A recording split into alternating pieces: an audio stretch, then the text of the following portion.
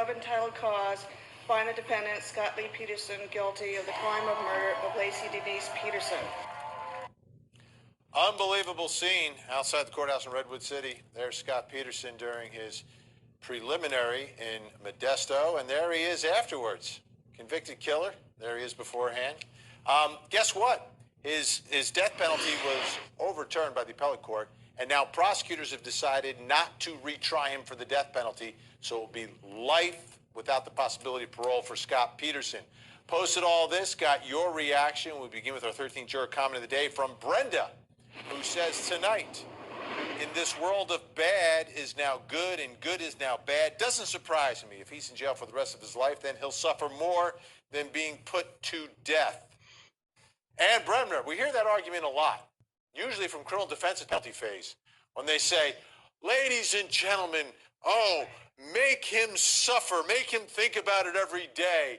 It would be worse if you sentence him to life than you make it easy for him with death. How many times have we heard that one, Ann?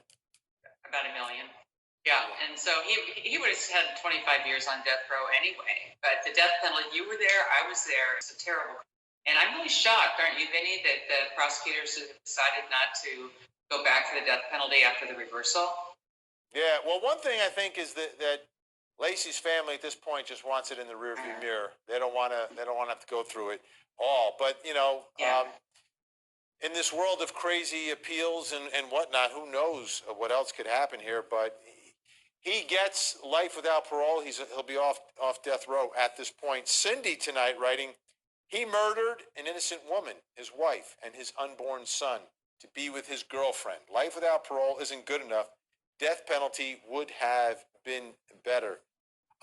Do you see someone like this as the worst of the worst, Rick?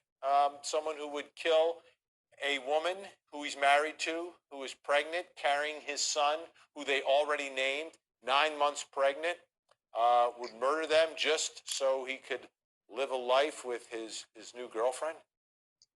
Yeah, Vinny, this is a sociopath who has no remorse and just really no care about the lives of anyone that he harms. If you're willing to kill your wife and your named unborn child, then you'll do just about anything. It's the will of the family, I think, that really changed the tenor of what they were going to do.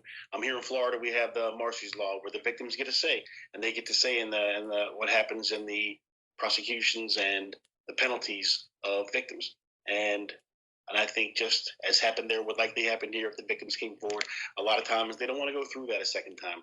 It was painful enough the first time. Oh, it was brutal. It was absolutely brutal for that family first time. It was tough.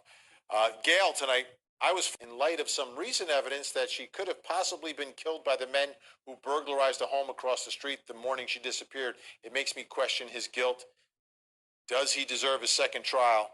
And I think Gail has been watching some of these documentaries that come out. A lot of times these documentaries leave out evidence or exaggerate things. I understand it because I'm in the television business.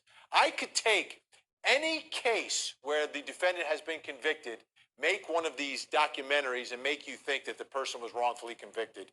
And you were there. The burglars, those burglaries, I think, happened days beforehand. I'm trying to remember exactly. There's looked at all of that. Well, they did. Remember, there were the tunnel patterns he studied, the anchors that he made, and the fact that he would GPS, so he could go out and look for their bodies to come up in San Francisco Bay.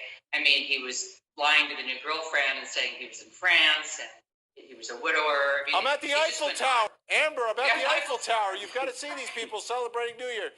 By the way, if the burglars actually did it, then they would have had to have held on to the body and then decided we are going to murder the manure salesman from Modesto.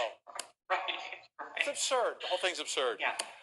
Rick King and Bremner, thank you. I know we lost the connection to Michael Sterling. Thanks to him as well. Please come back soon. Great to have you on the program. Always.